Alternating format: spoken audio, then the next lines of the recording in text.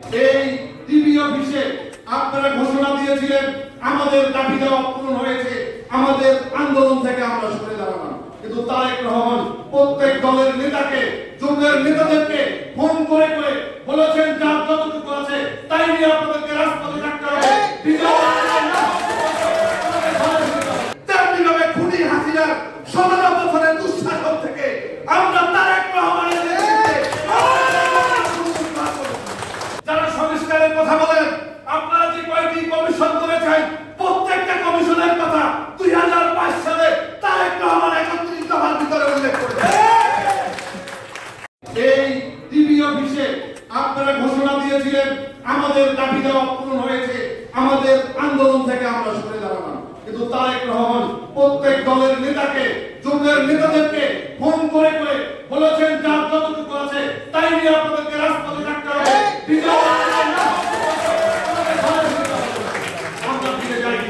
আমি মোস্তাফিজুর রহমান ইরান, আমাদের পার্টি, আমার ছাত্র মিশনের নেতা কর্মীদের নিয়ে আমরা 2 তারিখে পুলিশের বাধা উপেক্ষা করে, 3 তারিখে পুলিশের বাধা উপেক্ষা করে, 4 তারিখে অনেক কষ্ট করে আমরা রাজপথে ছিলাম, 5 তারিখে বিজয় অর্জন করে তারপরে আমরা ঘরে ফিরে গিয়েছি। এই অবদান তারেক রহমানের যারা অস্বীকার করতে চায়, যারা আজকে তারেক রহমানের দাবি দেওয়ার প্রতিপক্ষ হিসেবে আজকে নিজেদেরকে তার দাবিতে দাঁড় করাতে চায়, তারা গণতন্ত্রের শত্রু হবে। যারা আজকে দেশের মানুষের বিপরীত জায়গায় তারা অবস্থান করে। বন্ধুরা, আমরা নির্বাচন চাই। আমাকে কয়েকদিন আগে আমি প্রধান উপদেষ্টার অনুষ্ঠানে গিয়েছিলাম, সেখানে বক্তব্য রেখেছি আমি জাতীয় নির্বাচন চাই। আমাদের এক পুরানো বন্ধু তিনি আমাকে বললেন যে আপনি জাতীয় নির্বাচন আগে কেন চাচ্ছেন? আমি বললাম যে বাংলাদেশের অনেক রাজনৈতিক দল তারা সারা বাংলাদেশে প্রার্থী ডিক্লেয়ার করেছে, তো তাদের পক্ষে আমি জাতীয় নির্বাচন চেয়েছি। তো আজকেও দেখলাম যে এখানে আমাদের প্রেস ক্লাবের সামনে বিগত 17টি বছরে স্থানীয় সরকারে বিএনপির কোনো প্রতিনিধি নাই। আছে নাকি ভাই? 14 সালের নির্বাচনের পরে বিএনপি কোনো নির্বাচনে অংশ নেয়নি। প্রত্যেকটা ইউনিয়ন পরিষদ, উপজেলা পরিষদ, জেলা পরিষদে ছাত্রলীগ, যুবলীগ, স্বেচ্ছাসেবক লীগের নেতা কর্মীরা, গুন্ডারা তারা নিজেরা বিনা প্রতিদ্বন্দ্বিতায় দলের ভিতরে যুবলীগের সভাপতি, সেক্রেটারি প্রার্থী হয়েছে। যুবলীগ তিনি তার কর্তৃত্ব এত বেশি ছিল, তিনি সেই উপজেলা পরিষদ দখল নিয়েছেন। আজকে তারা চায় আজকে স্থানীয় সরকার নির্বাচন, আজকে তারা চাচ্ছে, বিএনপি চাচ্ছে জাতীয় নির্বাচন, তারা চাচ্ছে স্থানীয় সরকার নির্বাচন। কারণ এখন যাদের কাছে টাকা আছে তারা কারা?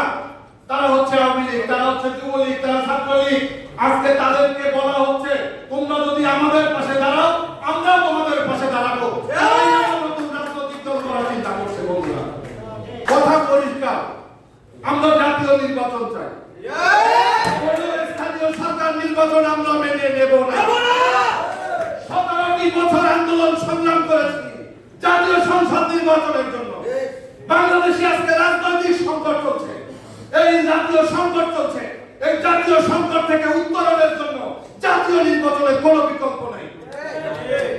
আমরা যেমন বেগম খালেদা জিয়ার নেতৃত্বে আন্দোলন করেছি, তেমনিভাবে তারেক রহমানের নেতৃত্বে আন্দোলন করেছি।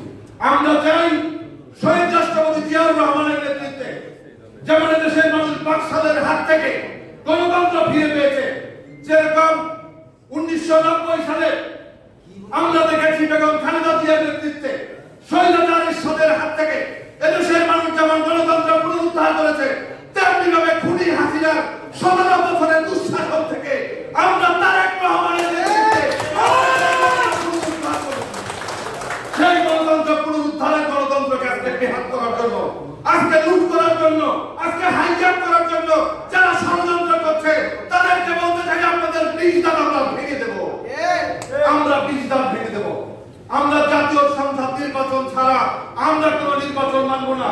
আমরা বিএনপি কে বলবো, আমাদের সমমনা দলগুলোকে বলবো, আমাদের প্রয়োজনে রাজপথে আন্দোলন করতে হবে, আমাদেরকে সংগ্রাম করতে হবে। আমরা যতক্ষণ পর্যন্ত ডক্টর ইউনূস আমাদের জাতীয় নির্বাচনের রোডম্যাপ ঘোষণা না করবে আমরা ততক্ষণ পর্যন্ত আমরা রাজপথ ছাড়বো না।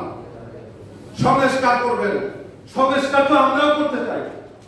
আমরা তো তারেক রহমান 2022 সালে আমরা উদ্যোগ দিয়েছিলাম, আমরা 27 দফা করেছিলাম। পরবর্তীকালে আবার তারেক রহমানের নেতৃত্বে আমরা 31 দফা করেছি। আপনারা যারা 31 দফা এখনো আপনারা পরে দেখবেন যারা সংস্কারের কথা বলেন, আপনারা